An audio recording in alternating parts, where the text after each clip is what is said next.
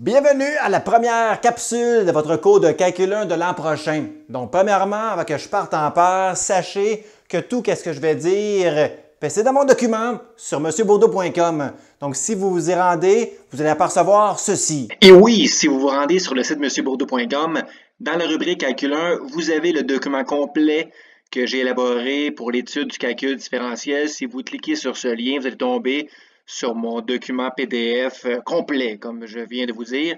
Par contre, si vous voulez étudier concept par concept, c'est-à-dire chapitre par chapitre, vous pouvez vous rendre dans cette section Calcul 1 chapitre par chapitre et tout y est. J'explique vraiment chacun des chapitres individuellement. Là. Donc, vous pouvez vous y rendre en cliquant, par exemple, sur un lien.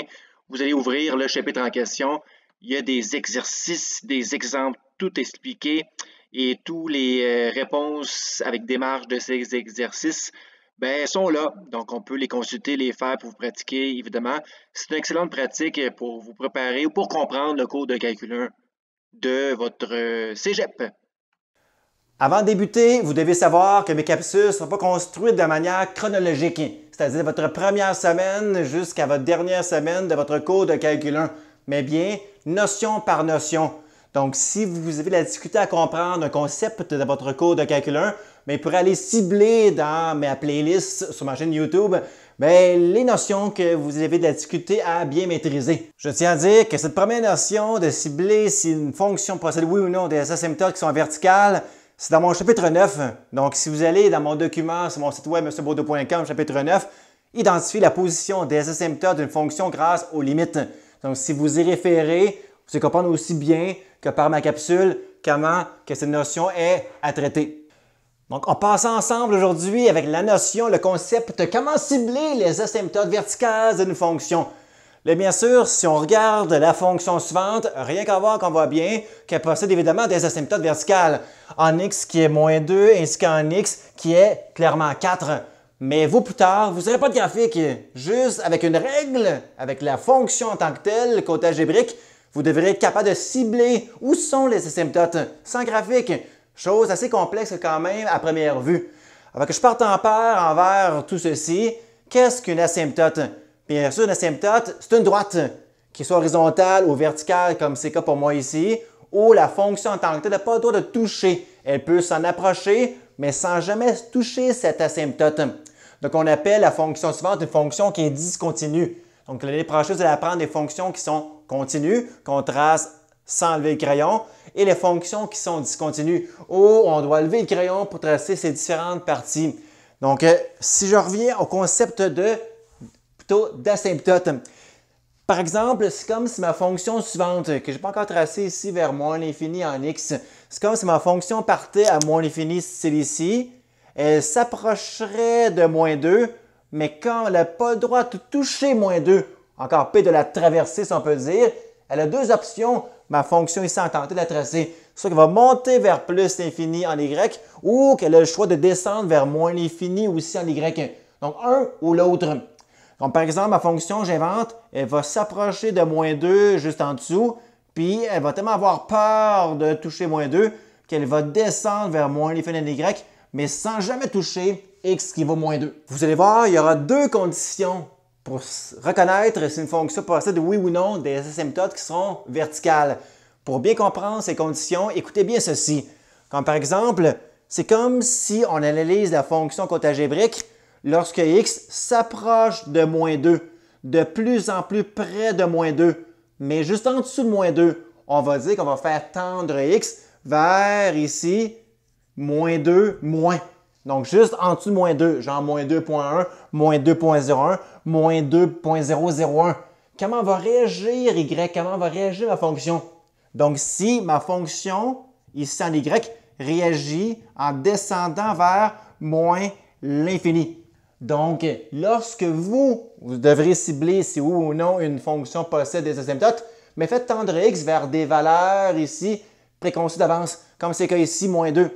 Si mes x s'approchent d'être moins 2, mais juste en dessous, donc là, on appelle ça la borne de gauche de moins 2, moins, mais vos y s'étendent les valeurs d'y vers moins l'infini, c'est sûr que vous avez une présence d'asymptote en ce x qui est moins 2. Ceci est la première condition pour cibler si oui ou non une fonction possède des asymptotes verticales.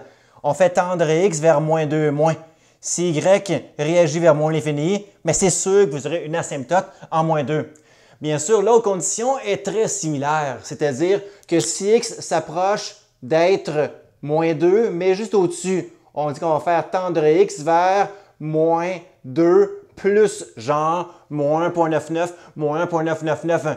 Comment réagit y? Si y, mais dans ce cas-ci, évolue vers de plus en plus l'infini, c'est sûr que vous aurez encore là une asymptote qui est verticale en moins 2. Par contre, il ne faut pas vérifier ces deux conditions à la fois. Juste une suffit. Si on fait tendre x vers moins 2 moins, si y réagit vers moins l'infini, asymptote c'est sûr. Si vous voulez vérifier aussi par l'autre condition, la condition numéro 2, j'ai appelé tantôt ici, si x s'approche d'être moins 2 plus, juste au-dessus de moins 2, on appelle ça la borne de droite de moins 2, mais si y réagit vers positif l'infini, c'est sûr que vous aurez une asymptote. On vérifie une ou l'autre de ces conditions-là ici, à savoir si vous êtes présent d'asymptote. La preuve que c'est juste une de ces conditions qui affirme si on est présent d'asymptote. Donc, voici une nouvelle asymptote de ma fonction x qui est 4. Au départ, première condition, faisons tendre x vers 4, mais juste en dessous. Donc, à la gauche, borne de gauche de 4. Faisons tendre x vers 4 moins, genre 3.9, 3.99, 3.999. Comment que réagit ma fonction? On remarque très bien qu'elle évolue vers ici, ma fonction, mes y, vers plus l'infini. Donc, dès que cette condition elle est respectée, c'est-à-dire que si y va à plus l'infini, autant que si elle avait descendu vers moins l'infini, ça n'aura pas eu d'importance, vous aurez fait face à une asymptote en x qui est 4. Si vous remarquez bien, condition numéro 2, si on s'approche de plus en plus de 4, mais à la droite, borne de droite de 4, si on fait tendre x vers 4 plus, qu'on appelle, comment que réagit y?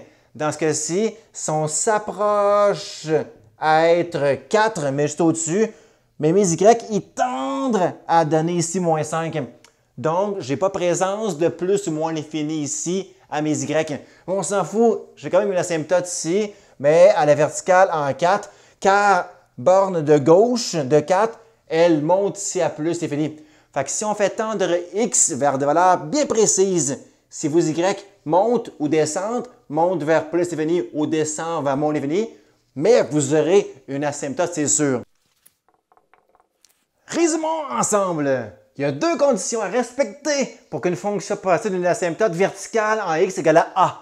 Mon a à moi était pour ici, par exemple, x égale à 4. Donc, deux conditions à respecter. Donc, d'abord, première condition, condition numéro 1.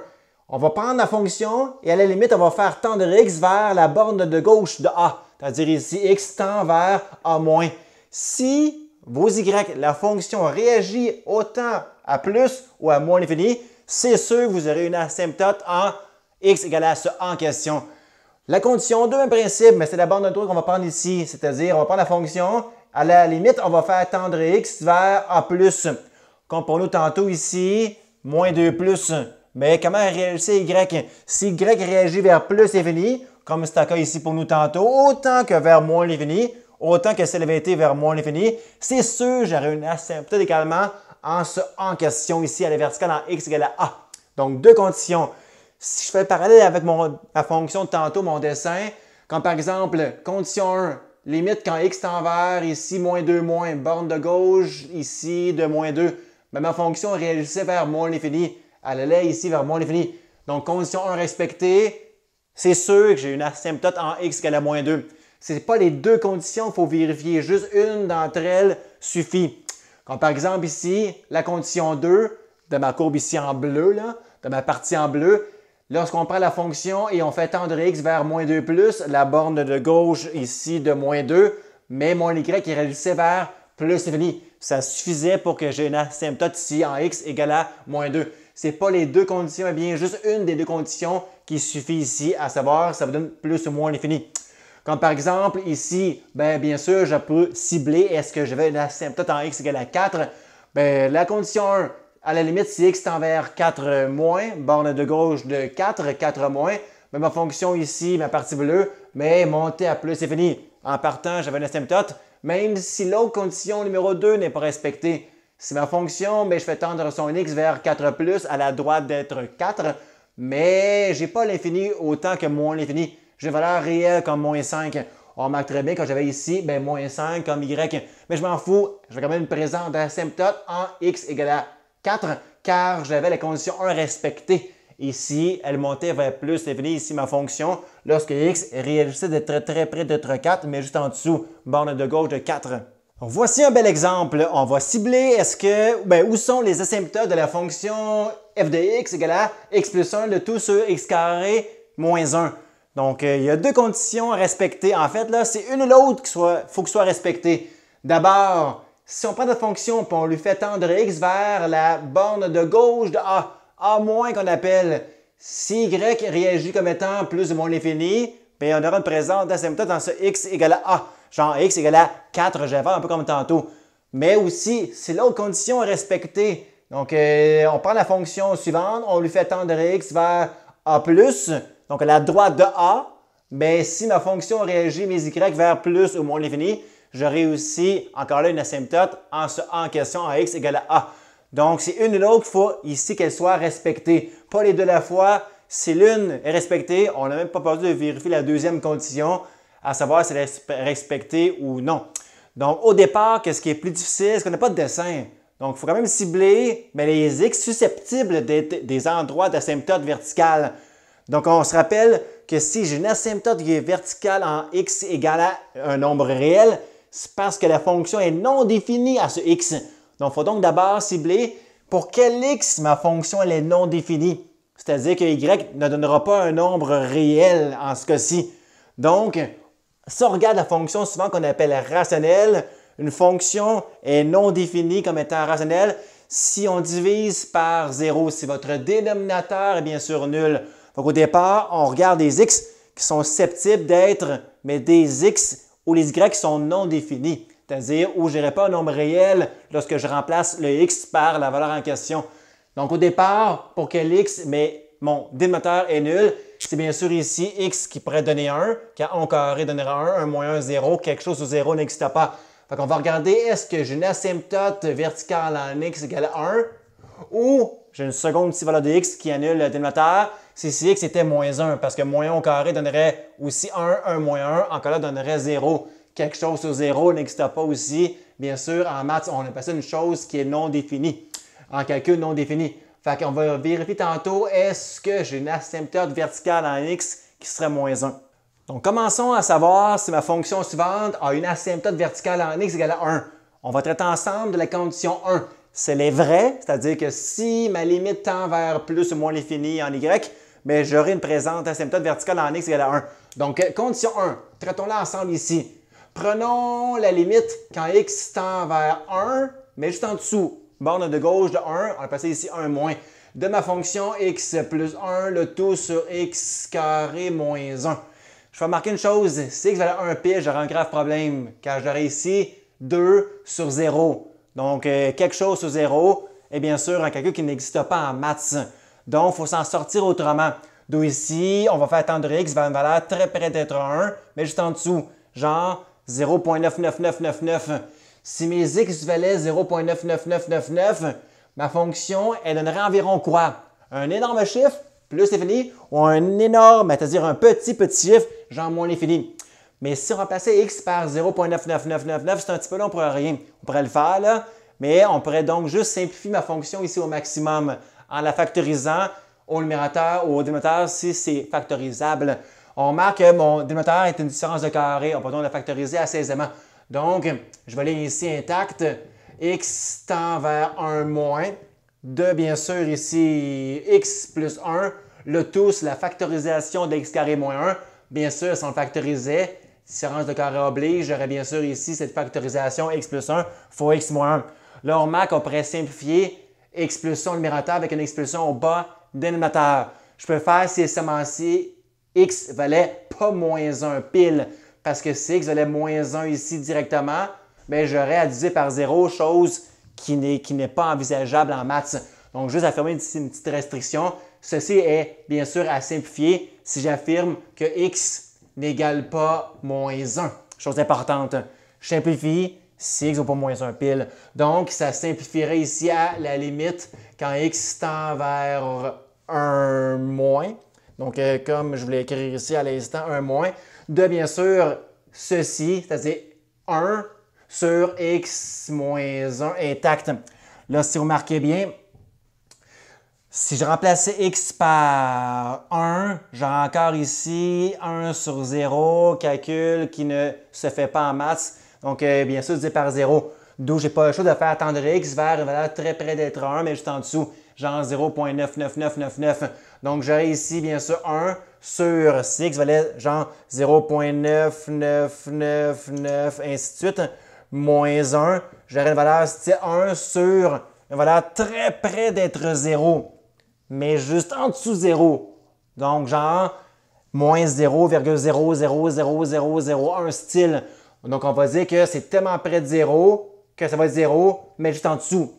Donc, quelque chose sur une valeur très près d'être 0, mais juste en dessous, mais donnerait une valeur style comme étant moins l'infini. Je répète là, 1 sur moins 0,000001 donnerait une valeur très petite, négativement ici bien sûr.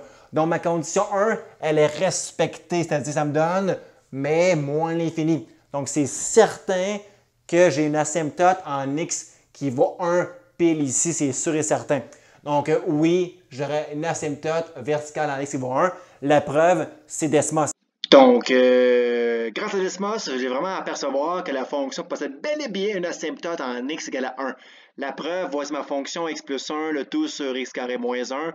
J'appuie sur tracer graphique et on voit très bien que si je zoomais un petit peu, que j'ai bel et bien une asymptote.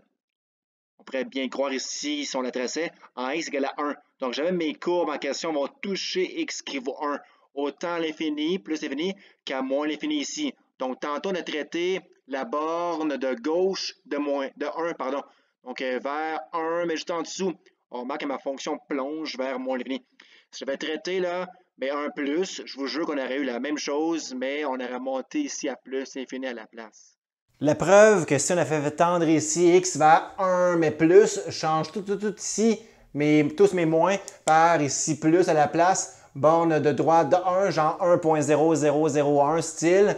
Mais on aurait eu ici x qui vaut 1.000, c'est beaucoup de 0, 1, moins 1. J'aurais une valeur juste au-dessus ici de 0. Donc, juste positif, juste au-dessus de 0. Donc, quelque chose sur une valeur très près d'être 0, genre 0,0001, donnerait ici un énorme chiffre vers l'infini. Donc, remarquez que la condition 2, c'est-à-dire lorsque x tend vers 1 plus, donnerait ici plus l'infini, ce qui fonctionnerait également. C'est-à-dire que j'aurais encore, bien sûr, condition 2 respectée comme étant une présence d'asymptote en x qui vaut 1. Mais juste une des deux conditions suffisait pour cibler qu'on avait bel et bien une asymptote en x qui est à 1 à la verticale. Donc, en terminant, est-ce que c'est possible que la fonction suivante possède deux asymptotes? L'une en x qui vaut 1, chose qu'on va vérifier ensemble, mais aussi est-ce que j'aurais une deuxième asymptote en x égale à moins 1? Vérifions-le par d'abord la condition 1. Vous allez voir que tout le problème reste le même. Donc ici, prenons la fonction suivante, x plus 1, le tout c'est x carré moins 1, et faisons ici à la limite tendre x vers moins 1, mais en dessous, c'est-à-dire la borne de gauche de moins 1. Donc, comme tantôt, j'ai factorisé mon dénominateur, rien ne change là, en simplifiant mes 2x plus 1, ceci est vrai si seulement si x égale pas moins 1. Sinon, ce facteur serait nul si x égale moins 1. Divisé par 0, on n'aime pas ça en maths, je tiens à dire. Donc, je l'affirme, je simplifie si je dis que x égale pas moins 1. Petite restriction oblige.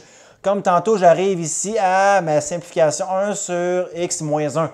Donc, dorénavant, si je remplace x par ici moins 1, mais juste à sa gauche, juste en dessous de moins 1, genre, j'invente une valeur, moins 1,000 et des poussières 1. C'est très près d'être moins 1, mais juste en dessous. Donc, le tout moins 1, j'aurai le calcul suivant ici, encore le numérateur 1. J'aurai bien sûr ici moins 2,000 et des poussières 1 au bout de la ligne, car cette soustraction donne bien sûr ici, vous comprenez assez bien, mais genre moins 2,000, beaucoup de 0,1 ici. Fait qu'on remarque que ce dénominateur est très près d'être moins 2. Donc, j'aurai une valeur finale à la limite très près d'être moins 1 demi. ce qui n'est pas du tout moins 1,5 égale à soit plus ou moins l'infini.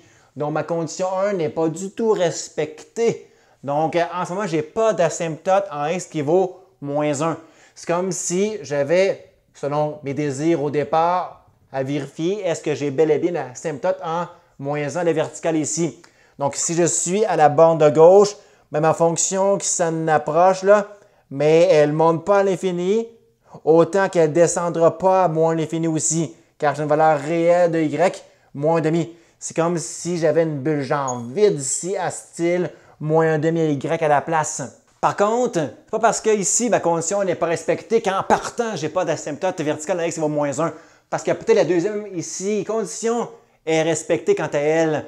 Donc, j'ai peut-être pas une courbe asymptotique à la gauche de moins 1, mais je peux avoir une courbe qui, elle, vient s'approcher de moins 1 à sa droite, borne de droite, genre moins 1 plus, qui soit monte ou descend ici vers moins l'infini. Vérifions-le. Même calcul que tantôt, prenons la borne de droite, ici de moins 1, c'est-à-dire moins 1 plus. Tout reste pareil, moins 1 plus, moins 1 plus. Une valeur très près d'être moins 1, mais juste au-dessus. J'efface cette quantité. Si je prends une valeur très près d'être moins 1, mais au-dessus, genre moins 0,999 et beaucoup de 9 au bout de mes 9. J'aurai une valeur similaire à celle-ci, genre la valeur suivante, là, mais en bout de ligne, style moins, c'est-à-dire moins 0,999999, moins 1 de la valeur style moins 1,999 et beaucoup de 9. Donc, cette valeur est très, très, très près d'être ici, moins 2. Donc, j'aurais 1 sur moins 2, bien sûr, moins 1,5. Donc, là, ça ne donnerait pas encore là plus ou moins l'infini. Fait qu'elle sent ma fonction, mais c'est plus fort qu'elle. Mais avoir une bulle vide à moins 1,5 pile. Donc, je n'aurai pas présent d'asymptote en x qui vaut moins 1, car ici, ben, c'est certain qu'elle ne donnera pas les conditions 1 et les conditions 2 à respecter. Autant plus ou moins l'infini dans ces deux conditions-là ici. Allons le voir grâce à Desmos que plus que mes x s'approchent d'être moins 1, mais mes y vont être moins, mon y, c'est-à-dire va être moins 1,5. Et oui, si vous remarquez bien, j'ai aucune asymptote en x égale à moins 1, c'est clair ici. Mais ça marche bien si je m'approche de moins 1, mais juste à sa gauche. On dit la borne de gauche moins 1 moins. Mais on remarque que plus je m'approche de moins 1 par sa gauche, mais mon y qui tend à être une bulle vide en, croyez-moi, ici, moins 1,5. C'est pareil de l'autre côté, comme je disais, si on faisait tendre x vers moins 1, mais juste au-dessus, on a passé la borne de droite de moins 1 plus, mais c'est pareil, mon y il tend à donner, on voit bien par la valeur là, de y, qui est moins 0,508 présentement, elle tend à être moins 0,5, moins 1,5. Donc lorsque j'atteins moins 1 pile, c'est indéfini. Bien sûr, quand mon y n'existe pas, j'ai une bulle vide qui exclut ce point-là ici en question. Bien, mon y, croyez-moi, il vaut quand même ici moins 1,5. Donc, n'est-ce pas fascinant? On vient de cibler grâce à aucun graphique. Là, j'ai tracé aucun graphique. Ma fonction ici burlesque suivante possède bel et bien une asymptote. Juste une asymptote en x égale à 1, simplement quand x égale à 1. L'autre x qui est envisagé d'être susceptible d'être une droite asymptote verticale, qui a été ici moins 1 de x, n'était pas une asymptote, mais bien juste une bulle vide.